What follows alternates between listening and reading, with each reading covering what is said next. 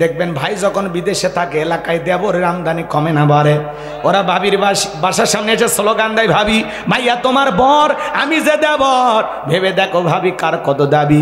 ভাই গেছে মালয়েশিয়ায়, আমি তো দেশে আসি। সুযোগ পাইলে ভাবির ঘরে ঢুকে গল্প করে, দেখে বলে ভাবি আপনার চেহারার দিকে তাকাইলে মনে হয় না আপনি 2 বাচ্চার মা, মনে হয় আপনি এখনো কলেজের ছাত্রী। কথা কয় না কেন? এক ডাইলগে ভাবি কাবু। কয় তুমি এত ভাবলে করে বলো আমার চেহারার প্রশংসা করো, তোমার ভাই তো আমাকে দেখতেই পারে না। কয় ভাইয়ের কি সেই চোখ আসে? ভালোবাসতে গেলে চোখ লাগে। ডিজিটাল ভাবি দেবরের প্রশংসা শোনে, আর ভাবি যদি মমেনা হইতো, আমিনা হইতো, আবেদা সালেহা হইতো, জায়দা হইতো, নেককার দিনদার রহিমা হইতো, ডেকে বলতো কুল্লিল মুমিনিনা ইয়াগুদ্দুনা মিন আবসারিহিম। আল্লাহ বলেছেন মুমিন পুরুষের দৃষ্টি থাকবে নিচের দিকে। আমাকে দেখার অধিকার তোর ভাইয়ের আছে, তোর জন্য আমাকে দেখা জায়েজ নয়। এই মুহূর্তে ঘর থেকে বের হয়ে যা। এটা হলো নেককার ভাবির কথা। দূর হয়ে যা, তোর মতো দেবর লাগবে না। আমি তোর ভাবি, তোর বড় ভাইয়ের বউ, আমাকে দেখার অধিকার তোর ভাইয়ের আছে, তোর জন্য আমাকে দেখা যায় না। কথা কন ঠিক কি না? মা বোন যারা বসে আছে না, মা পর্দার আড়াল থেকে শুনে যান, মা 2টা পুরুষ হইতে দূরত্ব বজায় রেখে চলবেন। একটা হলো দেবর আর একটা হলো দুলা ভাই। এরা হলো মৃত্যুতুল্য, এরা হলো বিষাক্ত সাপের চাইতে ভয়ঙ্কর। কথা কয় না? সব দোষ কিন্তু শাশুড়ির। কেন শোনেন, জামাই যখন বাড়িতে আসছে, নাস্তার প্লেট রেডি কইরা, খাবার রেডি কইরা, যুবতী 14 বছর 16 বছরের মেয়েটাকে বলে মা যা জামাইকে দিয়ে আয়। আপনারাই বলেন তো বাজান, এই যে 14 বছর 16 বছরের যুবতী শালী দুলা ভাইয়ের সামনে যাওয়া কি জায়েজ? জোরে কয় না। আপনাকে সবারই শালী আছে, করছেন নাকি? ভয় লাগতেছে? আপনার এখনো শালি আছে? কি কয় মারে, ওটা শালি আছে। আচ্ছা এদিক শোনেন, কষ্ট হচ্ছে আপনাদের। করেন ভাবি মানে শাশুড়ি খাবার রেডি কইরা যদি নিজের হাতে জামাইকে দিয়ে আসতো, বাবা জামাই খাও, শাশুড়ি মায়ের মতো জামাইয়ের সামনে যাবে, কোনো বাধা নাই। যাই বললো বাবা আমার মেয়েটা কেমন আছে, আমার নাতনি কেমন আছে, তোমার দিনকাল কেমন যাচ্ছে, ব্যবসা বাণিজ্য কেমন হচ্ছে, বাবা চেহারা শুকে যাচ্ছে, একটু নিজের যত্ন নিও। শাশুড়ি মায়ের মতো 2টা গল্পও করবে, 2টা ডাল ভাত খাওয়াবে। কথা কন ঠিক কি না? শাশুড়ি জামাইয়ের সামনে যাবে, দেখা করবে, এটা জায়েজ। কিন্তু 14 বছর 16 বছরের ডিজিটাল শালি যখন দুলাভাইয়ের সামনে খাবারের প্লেট নিয়ে হাজির, তখন বলে এ পাগলি আমি কি খাবার জন্য আসছি? আমি আসছি তোকে এক নজর দেখার জন্য। বিকেলে তোরে নিয়ে নওগাঁ নিউ মার্কেটে যাবো, রাজি? কয় দুলে ভাই আপনার মতো দুলে ভাইয়ের হাত ধরে আমি জাহান্নামে যাইতে রাজি। কথা কন ঠিক কিনা? কারণ এরা যে কায়দায় মিশতেছে, জাহান্নাম 2 জনের ভাগ্যে জুটে গেছে। বোঝে না, এমনি করছে। শোনেন নাকি, এইবার বিকেল বেলা দুলে ভাইয়ের মোটর সাইকেলে উঠে, বড় আপার স্বামী তো ভ্যানিটি ব্যাগ মাঝখানে দিয়ে একটু গ্যাপ রাখছে। রাস্তাঘাটের যে অবস্থা দেখছেনই তো আপনারা, গ্যাপ আছে না নাই? একটা গ্যাপ দেখে এমন ব্রেক করছি, এক ব্রেকে শালি ফাঁকা জায়গা পূরণ করে তামিলের নায়িকার মতো দুলে ভাই চেপে ধরছে। কথা কোন আছে না নাই? এই সমাজে এগুলো আছে না নাই? বাজান গ এখন কত কথা বলবো, আজকে নারীরা যে জায়গায় সমস্যা সে জায়গায় আছে না নাই? কথা কন না কে? মুসিবতে না পাই যদি, মুসিবতে না পাই যদি, করুণা তোমার কবরে হাসরে কি হবে আমার, কবরে হাসরে কি হবে আমার। আসি গো ডুবে আমি পাপেরি সাগরে, না জানি কি হবে ও পারে হাসরে। আসি গো ডুবে আমি পাপেরি সাগরে, না জানি কি হবে ও পারে হাসরে। তোমারি সুপারিশ বিনে, তোমারি সুপারিশ বিনে কেমনে হব পার, কবরে হাসরে কি হবে আমার, কবরে হাসরে কি হবে আমার। তুমি তো দিয়েছ দেখিয়ে আলোর পথ, বলেছ সে পথেই মিলবে রহমত। কেন যে ভুল পথে আমি, কেন যে ভুল পথে আমি করলাম জীবন পার। কবরে হাসরে কি হবে আমার, কবরে হাসরে কি হবে আমার। লা ইলাহা ইল্লাল্লাহ, জোরে লা ইলাহা। কারণ আল্লাহর এই কোরআনের মধ্যে কোনো ভেজাল আছে বাজান? কোনো মিথ্যা আছে? কোনো ধোঁকা আছে? থাকবে কি করে? কিতাবটি নাজিল করেছেন কে? সে আল্লাহ রাব্বুল আলামিন বলেন, যালিকাল কিতাবু লা রাইবা ফীহ। আমার আল্লাহ রাব্বুল আলামিন বলেন, এটি এমন একটি কিতাব যেই কিতাবের মধ্যে কোনো সন্দেহ নাই, কোনো সংশয় নাই, কোনো মিথ্যা নাই, কোনো ধোঁকা নাই। There is no doubt. বলুন আল্লাহু আকবার। হুদাল লিল মুত্তাকিন, মুত্তাকি বান্দাদের জন্য গাইডলাইন হিসাবে, পথ প্রদর্শক হিসাবে আসমান থেকে কিতাবটি নাজিল করেছেন কে? সেই কিতাবের আলোচনা শুনলে লাভ না লস? লাভটাকে আমার আল্লাহ জানায়া দিলেন, ওয়া ইযা কুরিয়াল কুরআনু ফাসতামিউ লাহু ওয়া আনসিতু লাআল্লাকুম তুরহামুন।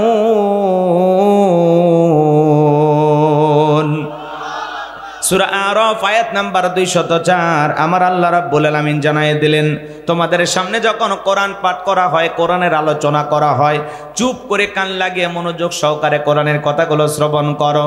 যারা চুপচাপ কোরআনুল কারীমের কথাগুলো শ্রবণ করবে, আমার আল্লাহ রাব্বুল আলামিন আসমান থেকে তাদের উপরে আল্লাহর রহমত বৃষ্টির মতো নাজিল করবেন। বলুন সুবহানাল্লাহ। তাহলে কোরআনের কথা শুনলে লাভ না ক্ষতি? ওয়াযাক্কির ফাইন্নায যিকরা তানফাউল মুমিনিন। সূরা জারিয়ার 55 নম্বর আয়াত আল্লাহ ডেকে বলেন, যারা আমার মুমিন বান্দা তাদের সামনে যখন কোরআন দেওয়াজ করা হয়, কোরআন থেকে উপদেশ দেওয়া হয়, এই কথাগুলো শোনার পরে আমার মুমিন বান্দাদের উপকারে আসবে। বলুন সুবহানাল্লাহ। এজন্য আল্লাহর কোরআন থেকে কথা শুনতে যারা রাজি আছেন, একটু জবান ছেড়ে মোহাব্বতে আমার সাথে তেলাওয়াত করুন। আউযু বিল্লাহি মিনাশ শাইতানির রাজিম। বিসমিল্লাহির রাহমানির রহিম। বিতাড়িত মুর্দার শয়তানের কাছ থেকে আল্লাহ পাকের কাছে আশ্রয় প্রার্থনা চাচ্ছি। পরম করুণাময় সীম দয়ালু আল্লাহ তাআলার নামে শুরু করছি। যে কোনো কাজ শুরু করব কার নামে? আল্লাহর নামে কাজ শুরু করলে কল্যাণ আছে না নাই? বরকত আছে না নাই? তাহলে সূরার নাম কাউসার। সবাই ঠোঁট মিলিয়ে কণ্ঠ উজাড় করে আমার সাথে তেলাওয়াত করুন। ইন্না আ'তাইনাকাল কাউসার ফাসাল্লি লিরাব্বিকা ওয়ানহার ইন্না শানিয়াকা হুয়াল আবতার। আল্লাহু আকবার। যে কোনো আয়াত বা সূরার তাফসীর করতে হলে কোন প্রেক্ষাপটে কোন সময় রসুলের উপরে সে আয়াতটি বা সূরাটি নাজিল হয়েছে, সে নাজিলের প্রেক্ষাপট জানার দরকার আছে না নাই? আরবিতে বলা হয় শানে নুজুল। যদি শানে নুজুল আলোচনা করা হয় তাহলে তাফসীর বুঝতে সহজ হয়। বলুন আল্লাহু আকবার। তাহলে সূরা কাউসার কোন প্রেক্ষাপটে কোন সময় নাজিল হয়েছে, আমি কি একটু নাজিলের প্রেক্ষাপট তুলে ধরব? কষ্ট হবে না তো আপনাদের? একটু মনোযোগ দিয়ে শুনবেন আমার ভাইয়েরা। বিশ্বনবীর প্রিয় সাহাবী হযরতে আনাস রাদিয়াল্লাহু তাআলা আনহু বলেন, আমরা রসুলের চারপাশে বসা। হযরতে আনাস রাদিয়াল্লাহু তাআলা আনহু বলেন, আমরা তাকায় দেখি নবীজির মনটা ভীষণ খারাপ, মুখটা মলিন, চোখের কোনা দিয়ে অশ্রু ঝরতেছে।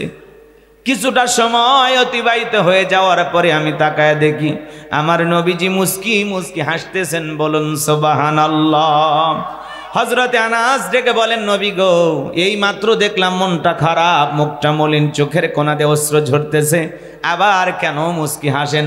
আমার নবী কেন কাঁদেন, কেন হাসেন? এর পেছনে রহস্য আছে না নাই? আমার নবীজির মনটা খারাপ, চোখের কোণায় পানি, কারণ হলো নবীজির কলিজার টুকরা ছেলে সন্তানগুলো জন্মগ্রহণ করে আর একে একে ছেলে সন্তানগুলো মারা যায়। ইব্রাহিম মারা যায়, আবুল কাসেম মারা যায়, তাহের মারা যায়। বলেন তো বাজান, সন্তান যদি একে একে জন্মগ্রহণ করে আর মারা যায়, বাবা হিসাবে নবীর মনেও কষ্ট লাগে কি না? অবশ্যই মনের মধ্যে কষ্ট লাগে। একে তো সন্তান হারানোর ব্যথা, অন্যদিকে নবীজির কাছের চাচা নাম হলো আবুল আহাব, ডেকে বলে, ভাতিজা, তোমার বংশে বাতি জ্বালানোর কেউ থাকলো না, তুমি একটা লেজ কাটা, তুমি একটা নির্বংশ, জোরে কন্যা উজুবিল্লাহ। একে তো সন্তান হারানোর ব্যথা, অন্যদিকে আপন মানুষদের সমালোচনা, নবীর মনের কষ্ট কমে না বাড়ে? আপনারাই বলুন, আল্লাহ না করুক আপনার আমার সন্তান যদি মারা যায়, কাছের আত্মীয় স্বজনদের উচিত বিপদের দিনে সান্ত্বনার বাণী শোনানো। বাবা তুমি সবর করো, ধৈর্য ধারণ করো, জীবন মৃত্যুর মালিক আল্লাহ, আল্লাহ সন্তান দিয়েছে, আল্লাহ নিয়েছে, তুমি মন খারাপ করো না, সবর করো, ধৈর্য ধারণ করো। আল্লাহ যদি চায় বছর না ঘুরতে আবারও তোমাদের ঘর আলোকিত করে আল্লাহ সন্তান দান করতে পারে। কথা বলেন ঠিক কি না? কাছের মানুষদের উচিত বিপদের দিনে সান্ত্বনার বাণী শোনানো। কিন্তু বিশ্ব নবীর চাচা আবুল আহাব এতটাই খারাপ, এতটাই খারাপ, ডেকে বলে, ভাতিজা, তোমার বংশে বাতি জানার কেউ থাকলো না, তুমি একটা লেজ কাটা, তুমি একটা নির্বংশ। এই কথা বলে নবীজির মনের ভিতরে কষ্ট দেয়। বিশ্বনবীর ছেলে সন্তানগুলো কেন জীবিত থাকলো না? কেন তারা শিশুকালে মারা গেল? একটা ছেলেও কেন জীবিত থাকলো না? অনেক পয়গম্বরের সন্তান জীবিত ছিল, কিন্তু বিশ্বনবীর একটা ছেলে সন্তান কেন জীবিত থাকলো না? বিশ্বনবীর ছেলে সন্তানগুলো কেন যৌবন পর্যন্ত জীবিত থাকলো না, প্রাপ্ত বয়স হওয়া পর্যন্ত জীবিত থাকলো না? আল্লাহ তাআলা কেন তাদেরকে শিশুকালে নিলেন? এর পিছনেও রহস্য আছে না নাই? নবীজির ছেলে সন্তানগুলো শিশুকালে বিদায় নেওয়ার পিছনে কারণ আছে তিনটি। জোরে বলেন কয়টি? আরো জোরে। নবীজির ছেলে সন্তানগুলো কেন জীবিত থাকলো না? আল্লাহ তাআলা কেন তাদেরকে শিশুকালে নিলেন? কি সেই রহস্য, কি সেই কারণ? নবীর উম্মত হিসাবে জানতে মনে চায় না? নবীজির ছেলেগুলো কেন জীবিত থাকলো না? কারা কারা শুনবেন? দুই হাত তুলে দেখান তো দেখি। লিল্লাহে তাকবীর। হাত নামান বাজান গো আমার। আমি যদি সেই তিনটি কারণ আলোচনা শুরু করি তাহলে 3 নম্বর আয়াতের আলোচনা শুরু করা লাগবে। আমি কি 1 নম্বর আয়াত বাদ দিয়ে 3 নম্বরে যাব, নাকি আস্তে আস্তে শুরু করা যায়? নবীজির সম্মান মর্যাদা আমরা অনেকেই বুঝি না। এক জায়গায় যা বললাম, ভাই বলেন তো আমাদের নবীর নাম কি? বলে হুজুর আব্দুল কাদের জিলানী। পীর সাহেবের নাম মুখস্থ আছে, কিন্তু কপাল পোড়া দয়ার নবীর নামটাও জানে না। আছে না নাই? কষ্ট হচ্ছে আপনাদের? বিরক্ত হইতেছেন আমার কথায়? আমার ভাইয়েরা গভীর মনোযোগ দিয়ে শুনবেন। নবীজির ছেলে সন্তানগুলো কেন মারা গেল, কি সেই তিনটি কারণ, কি সে রহস্য, আমি অবশ্যই আপনাদেরকে বলবো, যদি আপনাদের সময় থাকে, ধৈর্য থাকে। এ বাজান গো আমার, একে তো সন্তান হারানোর ব্যথা, অন্যদিকে আপন মানুষদের সমালোচনা, নবীজির মনের কষ্ট বাড়ে। অন্যদিকে সাহাবা ইকরাম যারা ইসলাম ধর্ম গ্রহণ করে, কাফের বেঈমানরা তাদের উপর নির্যাতন জুলুমের স্টিম রোলার চালায়। হযরতে বেলাল তখনও কালেমা পড়ে মুসলমান হন নাই। নবীজি রাতের বেলায় দারুল আরকামে বসা। হযরতে বেলাল বিশ্ব নবীর দরবারে উপস্থিত হয়ে গেলেন। নবীজির চেহারা মোবারকের দিকে তাকাইয়া ডেকে বলেন, নবী গো, আপনার চাইতে সুন্দর মানুষ আমি জীবনে কোনোদিন দেখি নাই। বলুন আল্লাহু আকবার। আপনার আমার নবী কতটা সুন্দর জানেন? হযরতে জাবের রাদিয়াল্লাহু তাআলা আনহু বলেন, পূর্ণিমার রাত আমি রাসূলের বাড়িতে গিয়েছিলাম, সেদিন দেখেছিলাম চাঁদ উদয় হয়েছে দুইটা, একটা চাঁদ আসমানে আর একটা চাঁদ জমিনে। আমি একবার আসমানের চাঁদের দিকে তাকাই, আর একবার জমিনের চাঁদের দিকে তাকাই। হযরতে জাবের রাদিয়াল্লাহু তাআলা আনহু বলেন, ওই আকাশের পূর্ণিমার চাঁদের চাইতে বিশ্ব নবীকে আমার কাছে বেশি সুন্দর মনে হয়। একটু জোরে বলেন না সুবহানাল্লাহ। আপনার আমার নবী কতটা সুন্দর ছিলেন জানেন? আম্মা জান আয়েশা ডেকে বলেন, যারা ইউসুফ নবীর চেহারার দিকে তাকাইয়া ফল কাটতে গিয়ে আঙ্গুল কেটে ফেলে দিয়েছিল, ওরা যদি বিশ্ব নবীর চেহারার দিকে তাকাইতো, শুধুমাত্র আঙ্গুল নয়, আঙ্গুল কাটতে কাটতে, হাত কাটতে কাটতে কখন যে নিজের কলিজা কেটে দুফাক করে দিত, মুহূর্তের জন্য টের পাইতো না। আপনার আমার নবী এতটাই সুন্দর। আম্মা জান আয়েশা আরো বলেন, ও দুনিয়ার মানুষ, তোমাদের একটা সূর্য আছে, আমি আয়েশার একটা সূর্য আছে। তোমাদের সূর্য উদয় হয় দিনের বেলায়, আর আমি আয়েশার সূর্য উদয় হয় রাতের বেলায়। আম্মা জান আয়েশা একদিন সেলাইয়ের কাজ করতেছিলেন, হাত থেকে সুইটা পড়ে গেল, বাতিতে কোনো তেল ছিল না, বাতি জ্বালাইতে পারলেন না, অপেক্ষায় বসে থাকলেন। বিশ্বনবী যখন এশার সালাত আদায় করার পরে ঘরের ভিতরে প্রবেশ করলেন, সর্বপ্রথম নবীজি আম্মা জান আয়েশাকে সালাম দিলেন। বলুন আল্লাহু আকবার। নবীজি ঘরে ঢুকে তার স্ত্রীকে কি দিলেন? সালাম দিলেন। তাহলে রসুলের ঘরে যদি আমল থাকে, উম্মতের ঘরে আমল থাকার দরকার আছে না নাই? স্ত্রীকে সালাম দেওয়া রসুলের সুন্নত, কথা বলেন ঠিক কি না? বাড়িতে যা বিবিকে সালাম দিবেন, আসসালামু আলাইকুম রহিমা, কেমন আছো সোনা? ঘরের দরজাটা খোলো না, আমি তোমার লিটনের বাপ, তোমার দিওয়ানা। বউ খুশি হয়ে দরজা খুলে দেবে, কথা বলেন ঠিক কি না? কিন্তু আমাদের ব্যবহার তো এত ভালো না, কথা বলে না।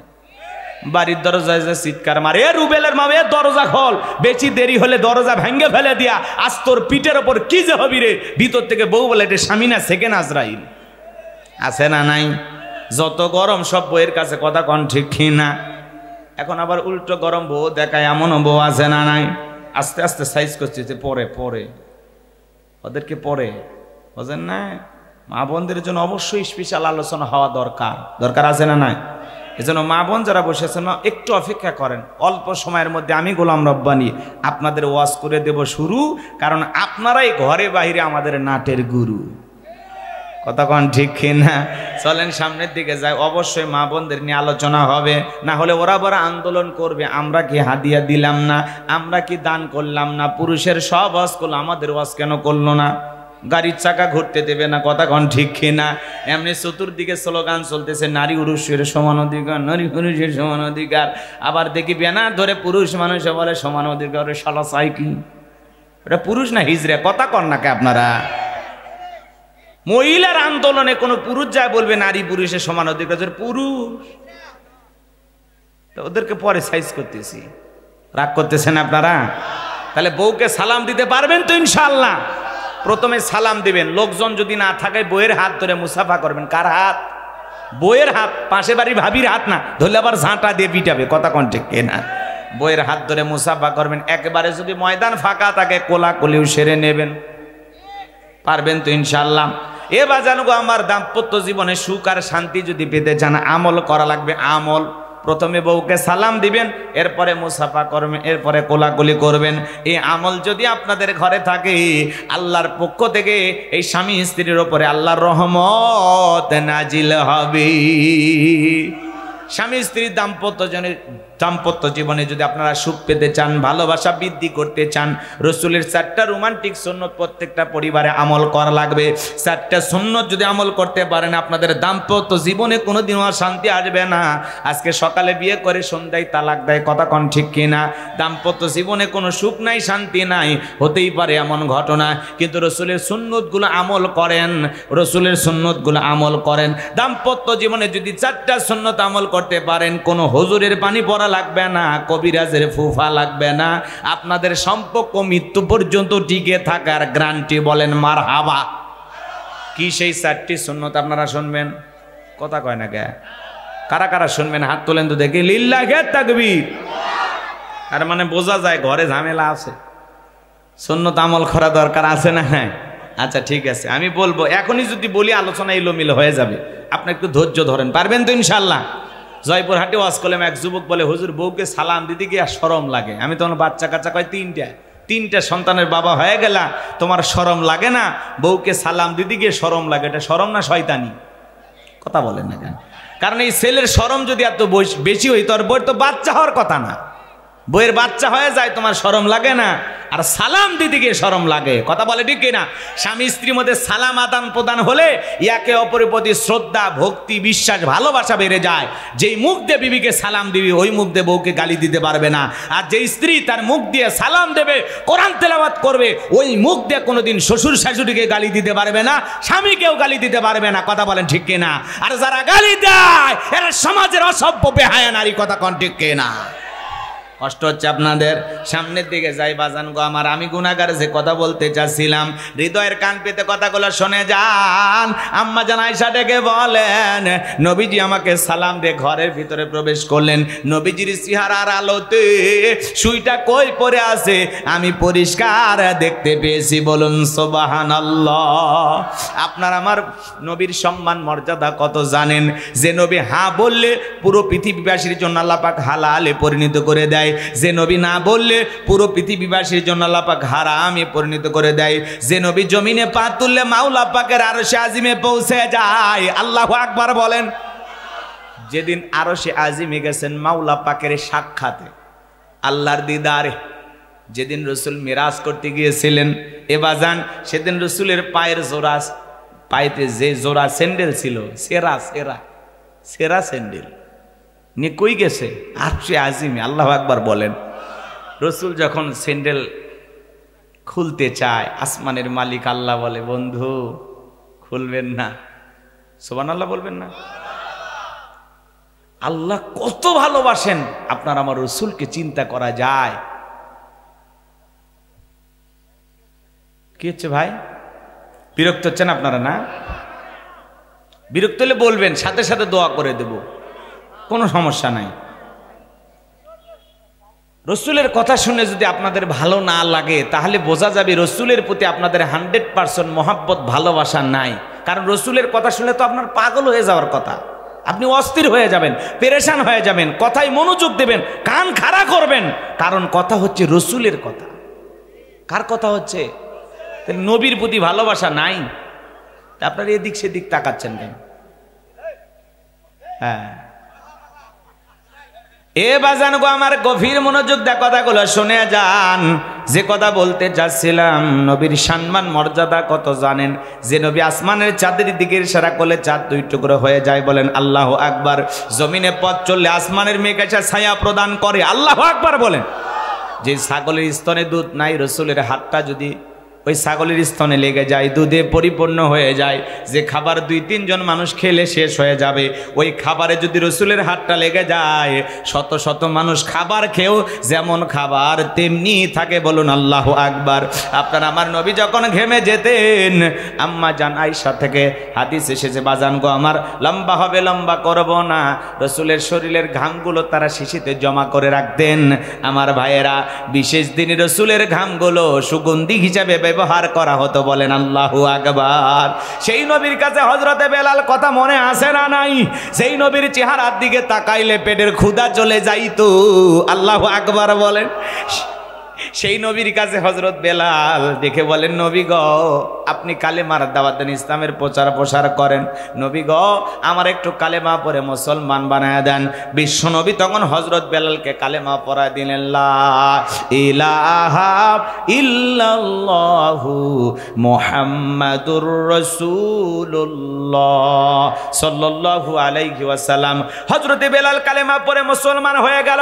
আমার নবী ডেকে বলে, বেলাল ইসলামের অবস্থা এখন ভালো না, কালেমা পড়েছো আপাতত প্রকাশ করা যাবে না।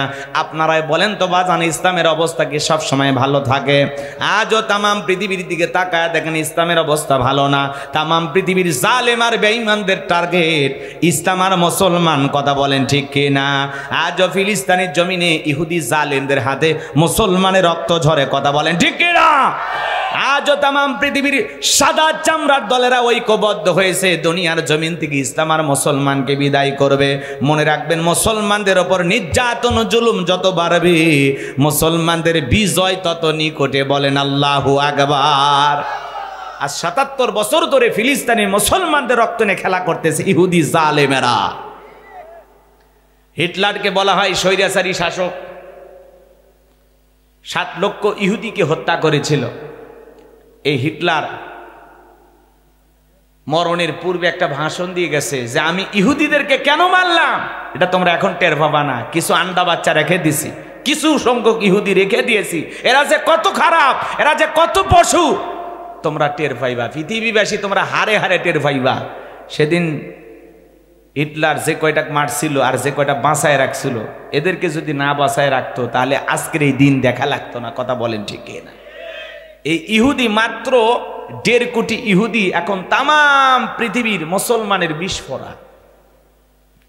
এদের আঘাতের যন্ত্রণা মুসলমানেরা সহ্য করতে পারতেছে না। আজ গাজাবাসী খাবার নাই, হাসপাতালে চিকিৎসা নাই, বিদ্যুৎ নাই, কথা বলে না কেন? খেয়ে না খেয়ে দিন পার করতেছে। আপনি আমি রমজানে কত কিছু খাইলাম, আর তারা না খেয়ে রোজা ছিল। আহারে, গাছের লতা পাতা খেয়ে জীবন ধারণ করতেছে, কথা বলেন ঠিক কিনা? শিশু থেকে বৃদ্ধ পর্যন্ত কেউ ওদের হামলার হাত থেকে রক্ষা পায় না। এখনো হাজার হাজার আহত মানুষ, কারো পা নেই, কারো হাত নেই, হাজার হাজার মানুষ এখনো অসুস্থ হয়ে হাসপাতালের বেডে কাতরাচ্ছেন, ঘরে কাতরাচ্ছেন, কথা বলেন ঠিক কিনা? এই জোশই হবে ইনশাআল্লাহ। আল্লাহর কাছে দোয়া করব, আল্লাহ ফিলিস্তিনের মুসলমানদেরকে আপনি বিজয় দান করুন, জোরে বলুন আমিন। আল্লাহ নিকৃষ্ট ইহুদি বর্বর এই জাতিকে আপনি পৃথিবীর জমিন থেকে ধ্বংস করে দেন, কথা বলেন ঠিক কিনা? নমরুদ ফিরাউন যেভাবে ধ্বংস হয়েছে, এই ইহুদি জাতির একদিন ধ্বংস হবে, কথা বলে ঠিক কিনা? এই জন্য ইহুদিদের কোনো পণ্য মুসলমানেরা ক্রয় করবেন না। আপনারা দেখেছেন বাংলাদেশে জিম্বাবুয়ের এক ক্রিকেটার এসেছেন খেলতে, মুসলমান, নাম হলো সিকিন্দার রাজা। নাম শোনেন না আপনারা? তো এই সিকিন্দার রাজার সামনে কোকো কোলা চেনেন নাকি আপনারা? আরসির মজা কত কোকো কোলা আছে না? তারপরে বিরিয়ানি খায়, অ্যাডভাইস দেখায়, হ্যাঁ, 2 লিটার 50 টাকা 60 টাকা, এখন তো ফ্রি দিলেও খাইতেছে না, কথা কোন ঠিক কিনা? কারণ আপনি কোকো কোলা কিনলেন না, এটা কেনা মানে আপনার আমার মুসলমান ভাইয়ের জন্য বোমা বানানোর কাজে সহযোগিতা করা। কারণ এই টাকা দিয়া, এই ইনকাম দিয়া ওরা বোমা তৈরি করবে, ওরা গুলি তৈরি করবে, সেটা দিয়ে আপনার আমার মতো মুসলমান ভাই বোনের বুক ঝাঁঝরা করবে। এই জন্য ইহুদিদের কোনো পণ্য বাজার থেকে ক্রয় করা যাবে না, কথা বলেন ঠিক কিনা? ওদের যত ধরনের প্রোডাক্ট পাওয়া যায় কোনো কিছু কিনবেন না। ইউনিলিভারের যত মাল পাওয়া যায় কিচ্ছু কিনবেন না, কথা কয় না কে? কোকো কোলা বলেন, তারপরে ওদের ম্যাগি নুডলস বলেন, যা যা আছে বাজারে, যা যা পাওয়া যায় কোনো কিছু কিনবেন না। 7 আপ বলেন, তারপরে এই যে ডাব সাবান, সানসিলিক শ্যাম্পুগুলো, এগুলো বাজার থেকে ক্রয় করে বন্ধ করে দেবেন। অন্য বিকল্প কি আছে সেগুলো ব্যবহার করবেন। পারলে আমাদের পাশের দেশ বন্ধু ভারত, ওদের পণ্য ব্যবহার করেন। আর দেশি তো থাকলে তো কথাই নেই। কষ্ট হচ্ছে আপনাদের? বিরক্ত হয়েছেন? এই সিকিন্দার রাজা একজন মুসলিম ক্রিকেটার কোকো কোলার বোতলকে সরিয়ে ফেলে দিয়া সংবাদ সম্মেলন সে বক্তৃতা করতেছে। একটা ক্রিকেটার এই জায়গায় থেকে কোকো কোলার বোতলকে যদি ফেলায় দিতে পারে, সরায় দিতে পারে, আমরা পারবো না? কথা বলেন, আমরা পারবো না? আমার এই ভাইকে আমি ধন্যবাদ জানাই যে একজন মুসলমান ক্রিকেটার দেখেন কোকো কোলার বোতল পাইছে, ফেলায় দিছে। ফ্রেশ কোম্পানি, এটা বাংলাদেশের, সমস্যা নেই, এটা আমরা ফেলায় দেবো কেন? রাগ করতেছেন আপনারা? আবার এরাও যদি মুসলমানের সাথে গাদ্দারি করে আমরা তাদেরকে ফেলাই দেব, কথা বলেন ঠিক কিনা? যারা মুসলমানের দুশমন তারা আমাদেরও দুশমন, তারা আমাদের বন্ধু হতে পারে না। তাদের জিনিস কখনো আমরা ক্রয় করব না ইনশাআল্লাহ। ওদের পণ্যকে বর্জন করতে হবে, এগুলো ক্রয় করা যাবে না। ওদের পণ্য ক্রয় করা থেকে আমাদের বিরত থাকতে হবে। আল্লাহ যেন আমাদের সবাইকে সঠিক বুঝ দান করেন, জোরে বলুন আমিন। এইভাবে অনেক ক্রিকেটার, ফুটবলার তারা মাঝে মাঝে সংবাদ সম্মেলন করতে গিয়ে যখন দেখেন এই বোতলগুলো সাজানো আছে সব ফেলায় দেয়। এটাই মুসলমান। দেখেন মুসলমানের হৃদয় থেকে আর একজন মুসলমানের প্রতি ভালোবাসা। এই সিকিন্দার রাজাকে আমি ধন্যবাদ জানাই যে কোকো কোলার বোতলকে সরিয়ে ফেলে দিয়া তাম পৃথিবীর মানুষকে জানাইলো আমরা মুসলমানেরা যেই দেশেই থাকি কেন, আমরা যেই দেশেই থাকি না কেন, আমরা সকল মুসলমানেরা ঐক্যবদ্ধ, কথা বলেন ঠিক কিনা? তাম পৃথিবীর মুসলমানকে হতে হবে, এদিক খেয়াল করেন, একটা মানব দেহের মতো। রসুল বলেছেন তাম পৃথিবীর মুসলমানেরা হলো একটা মানব দেহের মতো।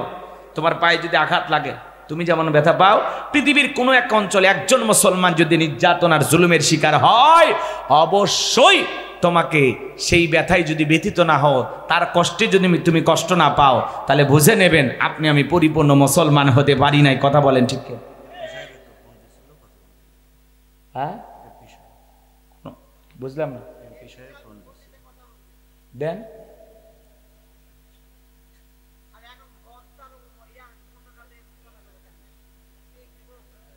কল দিয়েছেন? আসসালামু আলাইকুম। জি এমপি সাহেব কথা বলেন। মাইকে দিয়েছি, বলেন, কথা বলেন। হ্যালো, আসসালামু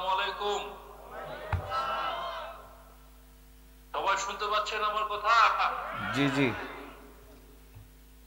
আজকের এই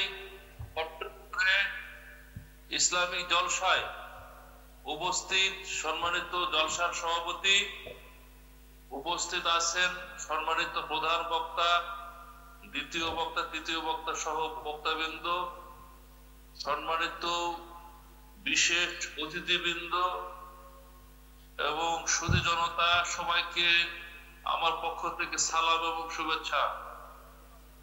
প্রিয় ভাইরা, আমি অত্যন্ত আনন্দিত আপনারা আমাকে প্রধান করেছেন, কিন্তু আমি আসলে আজকে সংসদ থাকার কারণে ঢাকা অবস্থান করছি, যার কারণে আপনাদের জলসা বুঝতে পারিনি বলে আমি দুঃখিত। তবে আমি একটু বলবো, আমি একজন মুসলিম, আমার রব আল্লাহ, আমার ধর্ম ইসলাম, আমার নবী হচ্ছে হযরত মুহাম্মদ সাল্লাল্লাহু আলাইহি সাল্লাম, এবং তার উপর যে কিতাব আল কোরআন হচ্ছে আমাদের গ্রন্থ, যা সকল মুসলমান নারী পুরুষের নির্দেশাবলী মেনে চলতে হবে। প্রিয় মুসলিম ভাইরা, আসলে আপনারা ভোট দিয়ে আমাকে নির্বাচিত করেছেন, আপনাদের সুখে দুঃখে সবসময় পাশে আমি আছি এবং ভবিষ্যতেও থাকবো। আপনাদের প্রতি শুভকামনা রইল এবং আমার তরফ থেকে যত রকম সহযোগিতা অত্র প্রতিষ্ঠানে করা হবে। সবাই ভালো থাকবেন, ভালো থাকবেন। আসসালামু আলাইকুম। ওয়ালাইকুম আসসালাম। ভোটের পরে আসেনি, মন খারাপ না? আসবে আসবে, সংসদ চলতেছে তো, ওই জায়গায় তো আপনাদের জন্যই বক্তব্য দেবে, কথা কয় না? আপনাদের জন্য ব্রিজ চাইবে, রাস্তা চাইবে, কালভার্ট চাইবে, আপনাদের উন্নয়নের জন্য কথা বলবে, তাই না? সংসদে তো মোটামুটি চলতেছে আলোচনা, দেখেন না? ব্যারিস্টার সুমন সাহেব সংসদে যা বরাদ্দ পায় ফেসবুকে লেখে, এটা নিয়ে আবার চুন্নু সাহেব খেপে গেছে যে আপনি গোপন তথ্য ফেসবুকে দিচ্ছেন কেন? আছে না নাই? কথা শোনেন নাই মনে হয় না? ব্যারিস্টার সুমন সাহেবকে চেনেন না আপনারা? চেনেন তো, অনেকে চেনেন। উনি আবার নতুন এমপি, আবার ওদিকে ব্যারিস্টার, এই জন্য উনি মানে নিয়ত করেছেন যে যা ইনকাম করবে সব জনগণ দিবে, এবং সরকার থেকে যে বরাদ্দ পায় একজন এমপি, কি কি বরাদ্দ পায় উনি ফেসবুকের মাধ্যমে শেয়ার করতেছেন। এটাতে নাকি অন্য অন্য এমপিদের একটু মন খারাপ, বিশেষ করে চুন্নু সাহেব, চেনেন না? জাতীয় পার্টির, চেনেন তো? হ্যাঁ হ্যাঁ।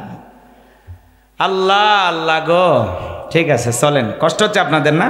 তো ইনি একজন এমপি, উনি সংসদ চলতেছে এই জন্য আসতে পারে নাই। সুমন সাহেব আসবেন ইনশাল্লাহ। ইনার নামও সুমন, তাই না? ও ঠিক আছে, আচ্ছা ঠিক আছে, সমস্যা নেই। অ্যাডভোকেট সুমন সাহেব, তাই না?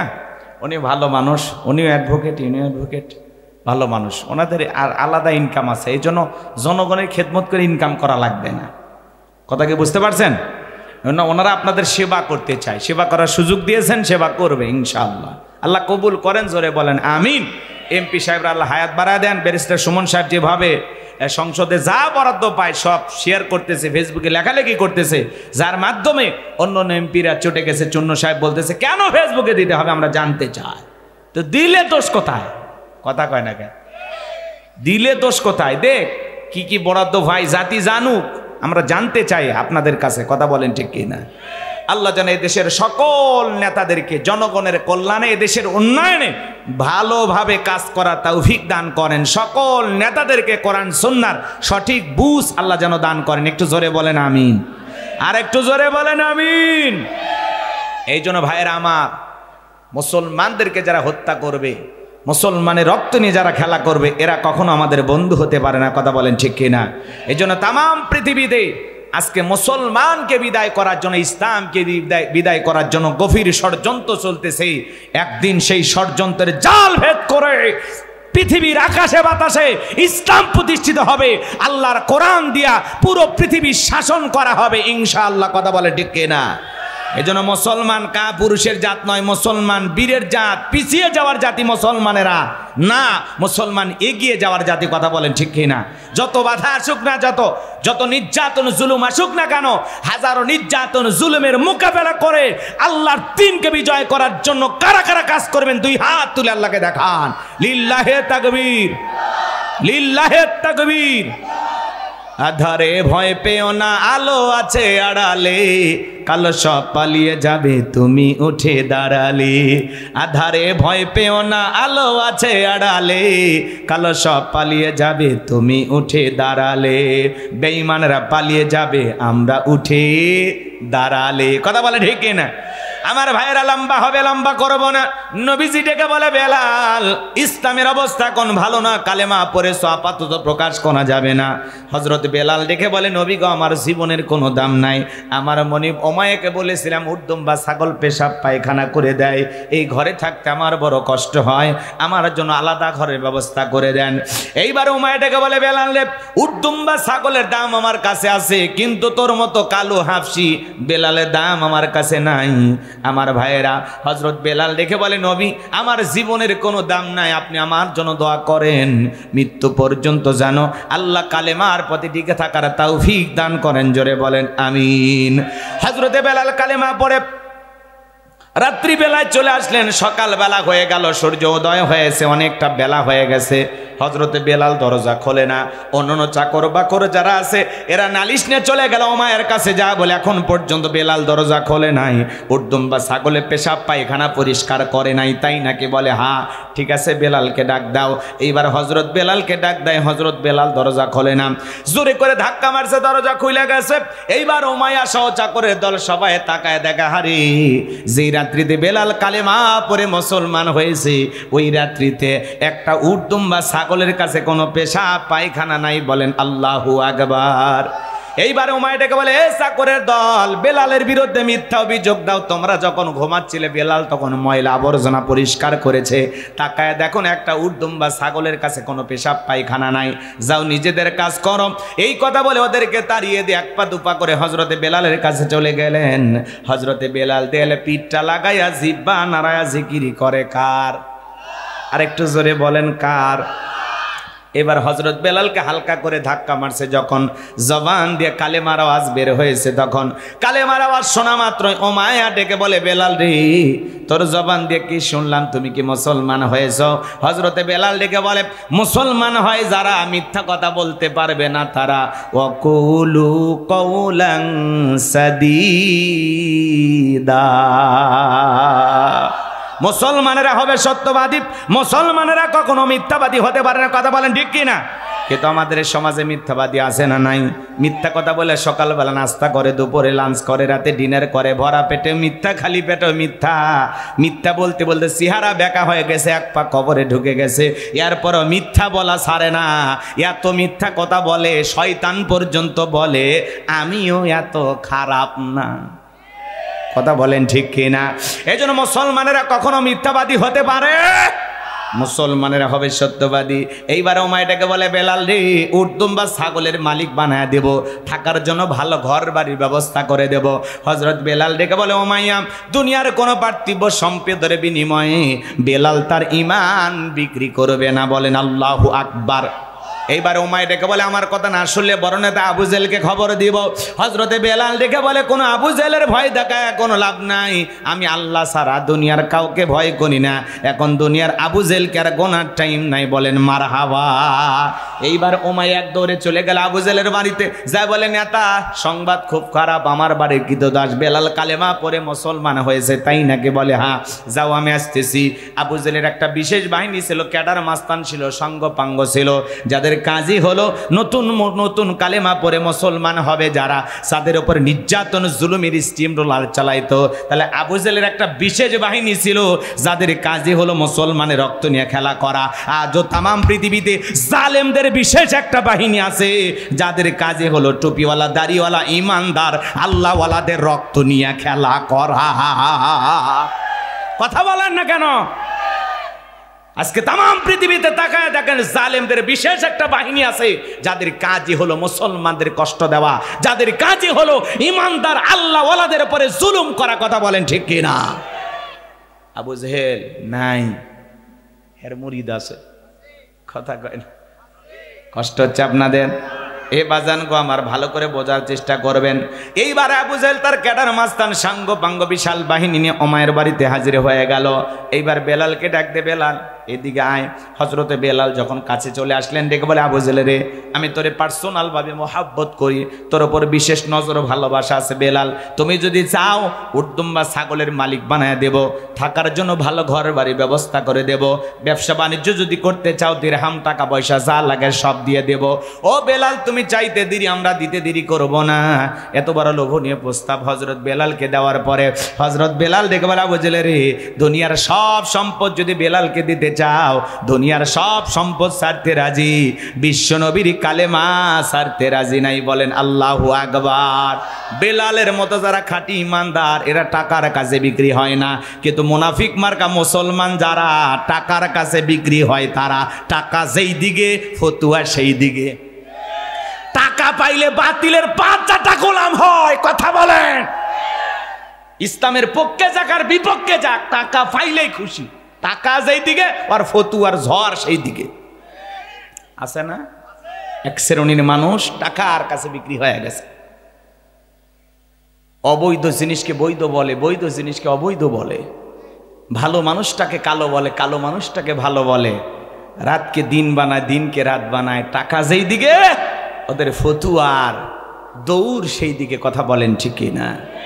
রাগ কইরেন না, রাগ কইরেন না, কথাগুলো দিল দিয়ে বুঝবেন, অন্তর দিয়ে ভাববেন যে আসলে কি বলতেছি, কি বুঝাইতে চাচ্ছি। সব কথা তো খোলাসা করা যায় না। কথা বলেন না কেন? ভাসুরের নাম জানি, মুখে আনা যায় না তো। কষ্ট হচ্ছে আপনাদের? আমার ভাইরা, যে কথা বলতে চাচ্ছিলাম হৃদয়ের কান পেতে কথাগুলো শুনে যান। হযরতে বেলাল ডেকে বলে, আবু জেহেল রে, দুনিয়ার সব সম্পদ যদি দিতে চাও, দুনিয়ার সব সম্পদ ছাড়তে রাজি, বিশ্বনবীর কালেমা ছাড়তে রাজি নাই। এইবার আবু জেহেল ডেকে বলে, বেলাল, সোজা আঙ্গুলে ঘিউ না উঠলে আঙ্গুলে একটু বাঁকা করা লাগবে। যুবকদেরকে লেলে দিল, বেলালকে চাবুক দিয়ে পিটাও। চাবুক দিয়ে পিটাইতে পিটাইতে কালো চামড়াগুলো ফেটে রক্ত ঝরতেছে। এরা যত জোরে চাবুক মারে, বেলাল তত জোরে আল্লাহর নামের জিকির করে। এবার আবু জেহেল ডেকে বলে, বেলাল, মারতে মারতে কালো চামড়াগুলো ফেটে রক্ত ঝরতেছে, এরপরে কেউ নবী মুহাম্মদ সাল্লাল্লাহু আলাইহি সাল্লামের কালেমা ছাড়বি না।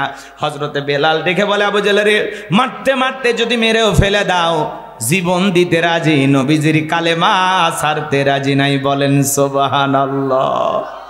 আমার ভাইরা ভালো করে বোঝার চেষ্টা করবেন। এইবার আবু জেহেল ডেকে বলে, বেলাল, এভাবে পিটাইলে হবে না, এই যুবকের দল পায়ে রশি লাগাও। হযরতে বেলালের পায়ে রশি লাগাইয়া আরবের উত্তপ্ত গরম বালি, চাল দিলে মুড়ি হয়ে যায় এত গরম বালি। এই যে কিছুদিন আগে সূর্যের তাপ, বলে হুজুর দোয়া করেন বৃষ্টি বৃষ্টি, এখন আবার আল্লাহ বৃষ্টি দিলে বলে হুজুর ধান পেকে গেছে, একটু বলেন দোয়া করেন বৃষ্টি যেন না আসে। তাহলে আমরা যাবো কোন দিকে? কয়েকদিন আগে বৃষ্টির জন্য নামাজ পড়ায় নিলেন, দোয়া করায় নিলেন, এখন আবার বৃষ্টি দিলে সমস্যা আছে না নাই? তারপরে আসমানের মালিকের যেটা ফয়সালা সেইটা মেনে নিতে হবে। আল্লাহ দেয় সূর্যের তাপ, কারণটা কি? কারণটা কি? আল্লাহ বুঝাই, বান্দা পাপ বাইরে গেছে, আমি দিচ্ছি তাপ। তোর পাপ বাইরে গেছে, পাপ কমায় দে, আমি আল্লাহ গরম কমায় দেব।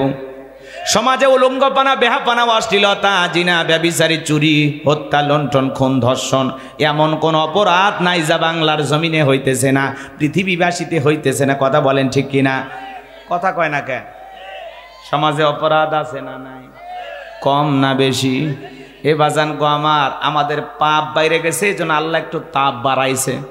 আল্লাহ বলে এখন তাপ কমাইতে চাইলে পাপ কমা। কথা কন ঠিক কিনা?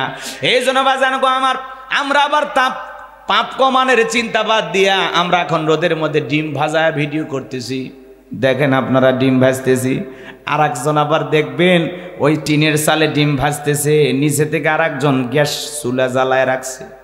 আর একজন যায় আবার দেখে কিরে গ্যাস চুলা আবার নিচে টিন ভাজতেছে ভিডিও, ও যায় আবার চাপে ধরে বলে, ভাই দেখেন এগুলো মিথ্যা, রোদের তাপে ডিম ভাজতেছে না, নিচে গ্যাসের চুলা জ্বালায় রাখছে। কথা বলেন না কেন? কত বাটপারি, কত সিটারি সমাজে আছে না নাই? আপনারাই বলেন, সূর্যের তাপ যতই হোক বাজান, ওই জায়গায় কি আসলে ডিম ভাজা সম্ভব? কথা কন না কেন? তাহলে যত লোক ডিম ভাজির ভিডিও বানাইছে সব সিটারই বাটপারি, কথা কন ঠিক কি না? এগুলো ধোকা দিয়া বোকা বানায়। এই সমাজে যা চলতেছে, কেউ ডিম ভাজতেছে, কেউ আবার পিস গুলে যাইতেছে, হাতের থেলা দিয়ে তুলতেছে, এটা মানা যায়, ওটা দেখা যাচ্ছে বাস্তব, কথা কন ঠিক কি না? এজন্য বাজান গো আমার, আমরা এগুলো রং তামাশা করবো না, হাসি ঠাট্টা বিদ্রুপ করবো না। আল্লাহ যদি কখনো আযাব আর গজব দেয়, বুঝে নেওয়া লাগবে আমাদের পাপের কারণে সব হচ্ছে। আল্লাহ তাআলা সূরা রুমের 41 নম্বর আয়াতে বলেন, বান্দা জলে স্থলে যত বিপর্যয় ঘটে সব তোমাদের দুই হাতের কামাই। আমি আল্লাহ কেন দেই? এগুলো দ্বারা সতর্ক করি, বান্দা বাঁকা পথে চলিস না, সোজা পথে চল। বান্দার গুনাহ করিস না, ফিরে আয়, কথা বলেন। আমি আল্লাহ একটু মাঝে মাঝে ভূমিকম্প দিয়া, একটু রোদের তাপ দিয়া, একটু গরম দিয়া, একটু ঘূর্ণিঝড় দিয়া, মাঝে মাঝে বন্যা দিয়া, বিপদ মুসিবত দিয়ে বুঝায় যে আমি আল্লাহ আছি, ভুলে যাস না। যে আল্লাহ বিশাল বড় বটরের গাছটা ফেলাইতে পারে, তোর ভাঙ্গা বাড়িটাও ফেলাইয়া চাপা দিয়ে মারতে পারে, কিন্তু মারি না কেন? আমি আল্লাহর দয়া বেশি বিধায় সোজা হয়ে যা, কথা কোন ঠিক কিনা? আর আমরা সোজা না হয়ে বাঁকা আরো বেশি হই। আল্লাহ যেন আমাদের হেদায়েত দান করেন, একটু জোরে বলেন আমিন। কষ্ট হচ্ছে আপনাদের। এ বাজান গো আমার লম্বা হবে, লম্বা করব না। এইবার বাজান গো আমার হযরত বেলালের পায়ে রশি লাগায় আরবের গরম বালিতে শেষরায় না ঘোরা গেলো, বাবলা গাছের কাটা গুলো জিব্বার ভিতরে পেরেকের মতো মারা গেলো।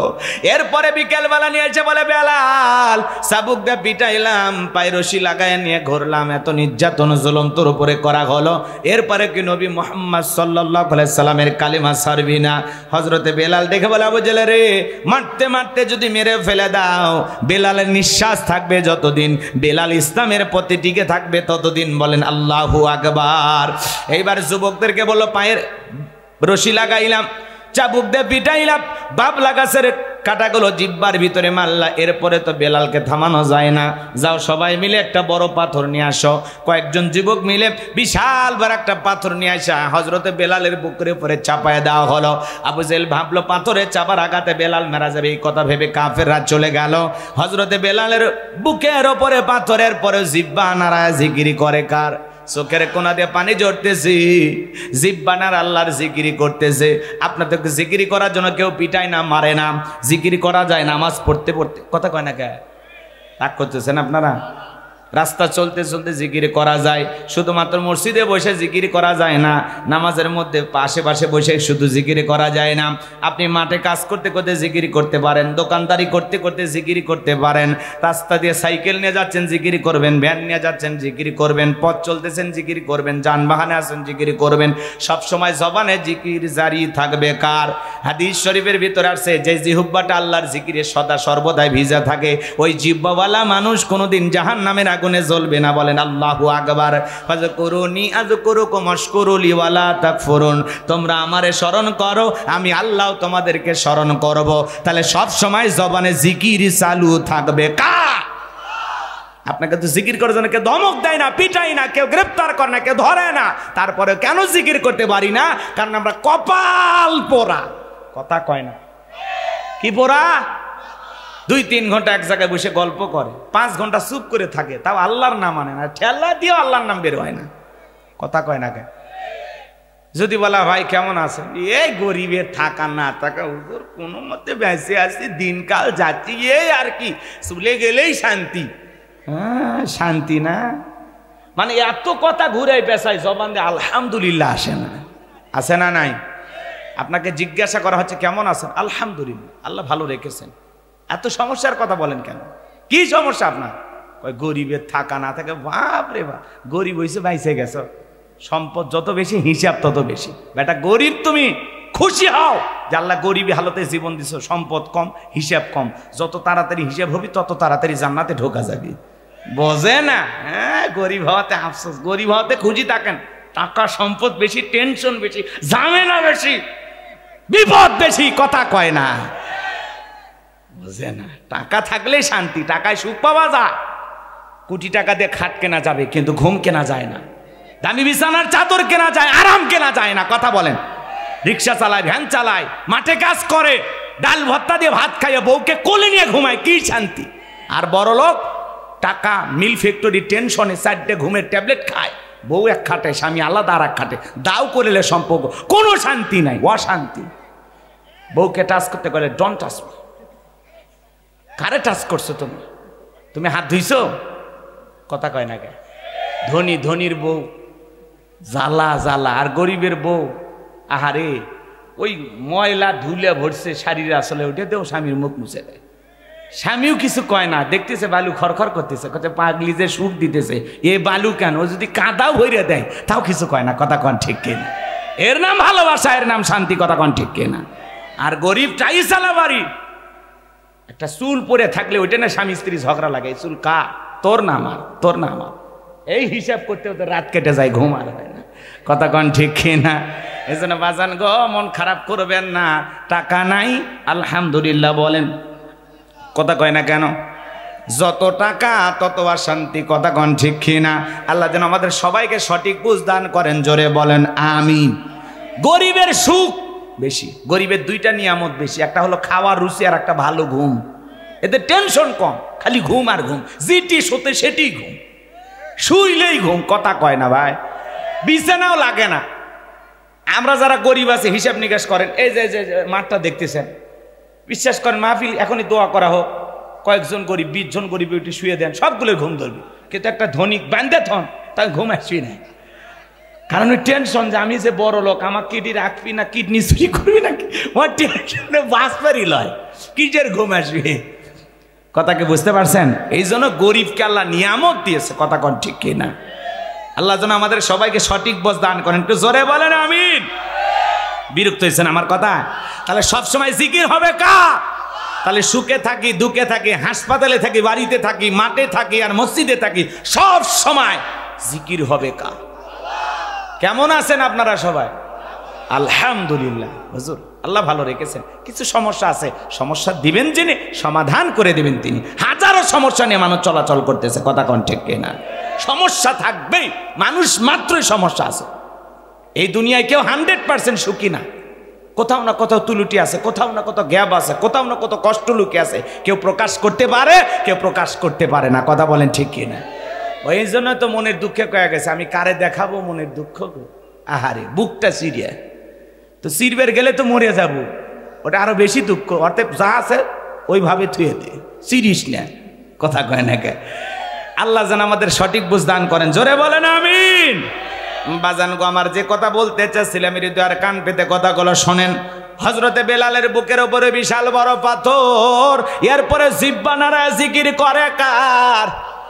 আল্লাহকে ডেকে বলেন, আল্লাহ তুমি তো সেই আল্লাহ, ইব্রাহিমের জন্য যদি নমরুদের আগুনকে ফুলের বাগান বানায় দিতে পারো, আল্লাহ তুমি কি পারো না? বেলালের বুকের উপরে পাথর থাকার কারণে তোমার মতো মালিকের জিকির করতে বড় কষ্ট হয়, আল্লাহ তুমি কি পারো না বেলালের বুকের পাথরটাকে তুলার মতো নরম বানায় দিতে? হযরতে বেলাল দোয়া করতে দেরি, আসমানের মালিক আল্লাহ দোয়া কবুল করতে দেরি করে নাই। বেলালের বুকের পাথরটাকে আমার আল্লাহ তুলার মতো নরম বানিয়ে দিয়েছেন। বলুন সুবহানাল্লাহ। হযরতে বেলাল আশিক রাসূল, নবীর পাগল বেলাল। নবী যখন মক্কা নগরীতে পথ চলতো, হযরত বেলাল একবার ডানে যায় একবার বামে যায়। আমার নবী ডেকে বলে, বেলাল বুঝিন একবার ডানে যাও একবার বামে যাও, ব্যাপারটা কি? হযরতে বেলাল ডেকে বলে, নবী গো আপনি কালেমার দাওয়াত দেন, ইসলামের প্রচার প্রসার করেন, ওই কাফেররা হলো আপনার শত্রু, আপনাকে টার্গেট করে যদি ওরা ডান থেকে তীর নিক্ষেপ করে, ওই তীরটা যেন সর্বপ্রথম আমি বেলালের বুকের ভিতরে ঢোকে। আবার যদি বাম থেকে তীর নিক্ষেপ করে গো নবী, ওই তীরটা যেন সর্বপ্রথমে বেলালের বুকের ভিতরে ঢোকে।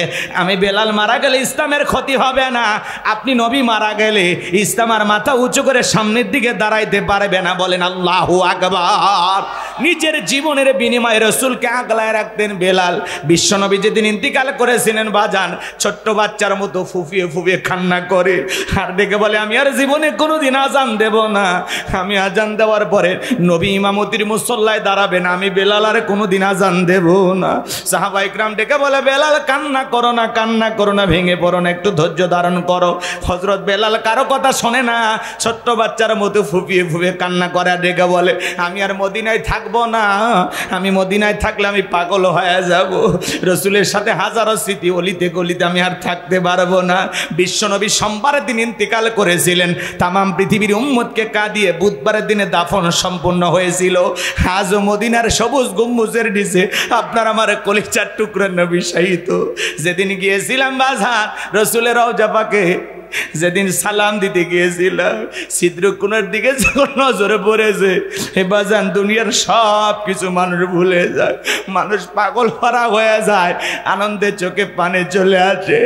এই রোজ আপনার আমার নবী এই সবুজ গম্বুজের নিচে শায়িত, মানুষ পাগল পারা হয়ে যায়, আবেগে অস্থির হয়ে যায়।